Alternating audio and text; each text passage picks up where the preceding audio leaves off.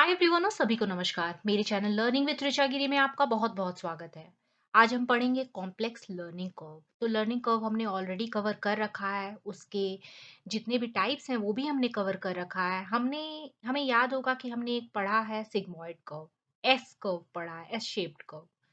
तो बहुत लोग इस कॉम्प्लेक्स लर्निंग कर्व को एस शेप कर्व से कंफ्यूज कर सकते हैं, बट ये कॉम्प्लेक्स लर्निंग कर्व है वो डिफरेंट है सिग्मॉइड या एस शेप्ड कर्व से। तो देखते हैं ये क्या है, इससे रिलेटेड क्वेश्चन पूछा जा सकता है, ये बहुत ही इंपॉर्टेंट टॉपिक है। तो है, ये जो मॉडल है ये बहुत ही कॉम्प्लेक्स पैटर्न ऑफ लर्निंग को दिखाता है और ये एक्सटेंसिव ट्रैकिंग को दिखाता है। तो पहला हम इसका देख लेते हैं कि क्या इंडिकेट कर रहा है। तो सबसे पहले जो कर्व है वो इंडिकेट करेगा लर्निंग काफ़ी स्लो है।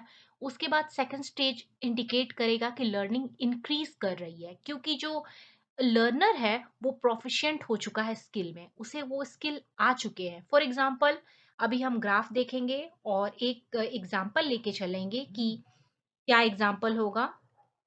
तो सबसे पहले ये वाला स्टेज हम देखते हैं। ये वाला स्टेज फर्स्ट स्लो लर्निंग हो रही है, क्योंकि जो बंदा है वो अभी स्टार्ट किया है, लर्नर जो स्टूडेंट है वो अभी नया है। अब प्रोफिशिएंसी इंक्रीज कर रही है क्योंकि वो उस चीज में हैंड्स ऑन हो चुका है। उसका जो चीज वो सीख रहा है, जैसे वो टाइपिंग, कोई स्टूडेंट टाइपिंग सीख रहा है, अभी उसकी लर्निंग स्लो है, वो स्लो स्लो टाइप कर रहा है, लेकिन अब वो धीरे धीरे विथ प्रैक्टिस उसकी प्रोफिशिएंसी इंक्रीज हो गई है, वो जल्दी जल्दी टाइप करने लगा है अच्छी तरीके से। अब उसे चूंकि टाइपिंग आ गई है तो स्टेज जो है वो प्लेटू हो गया है, क्योंकि वो अब नॉर्मली टाइप कर रहा है और उसके अंदर कोई एक्साइटमेंट नहीं है कि उसे और भी कुछ सीखना है या नया नया स्किल सीखना है। तो एक टाइप की बोरियत हो गई है। तो इसे ही यहाँ प्लेटू स्टेज आ गया है। उसके बाद इस बोरियत के बाद उसने और भी उस टाइपिंग स्किल्स में नई नई चीजें सीखी कि ये सिंबल्स लगाना है या कोई और चीजें लगानी है, कुछ ग्राफिक्स लगाना है। तो उससे उसका इंटरेस्ट बढ़ा और उसकी एफिशिएंसी और बढ़ी। तो इसे हम कहेंगे पीक प्रोफिशिएंसी। तो उसका प्रोफिशिएंसी काफी पीक पे आ चुका है, वो और अच्छे से स्किल्ड हो गया है उस टाइपिंग चीज में, क्योंकि वो अब अलग अलग चीजें लगाने लगा है। उसके बाद ओवर लर्निंग स्टेज तब होता है जब कोई भी एक्सटेंसिव प्रोफिशिएंट हो जाता है उस स्किल में। तो अगर कोई रिपीटेडली कोई एक काम करेगा with interest and with motivation, तो उसकी लर्निंग हाई हो जाएगी। तो यही है ओवर लर्निंग। तो with passes of time performance increase कर रहा है, बीच में प्लेटू आया लेकिन फिर पीक प्रोफिशिएंसी आई और फिर ओवर लर्निंग होने लगी। तो एक बार हम स्टेजेस हमने फर्स्ट और सेकंड पढ़ा था। फर्स्ट में क्या है, जो लर्निंग है स्लो है, उसके बाद इंक्रीज की थी क्योंकि प्रोफिशिएंसी इंक्रीज की थी। उसके उसे टाइपिंग स्किल्स आने लगे थे।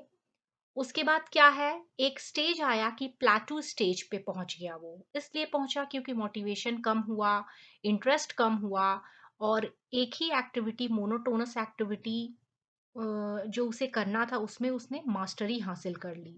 तो उसका इंटरेस्ट कम हो गया कि यही काम है।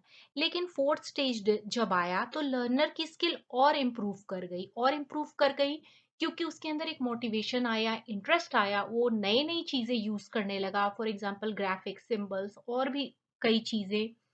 और फिर जो लर्नर है उसमें ओवर लर्निंग का स्टेज आ गया। यहाँ पे हम कह सकते हैं muscle memory for the learner हो गया।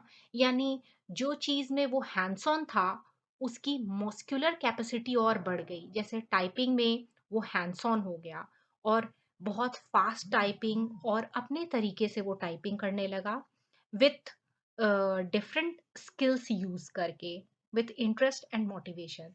तो ये है कॉम्प्लेक्स लर्निंग कर्व, जो कि 5 स्टेजेस में डिवाइडेड है। बट इसे सिग्मॉइड कर्व या एस शेप कर्व से कंफ्यूज मत कीजिएगा।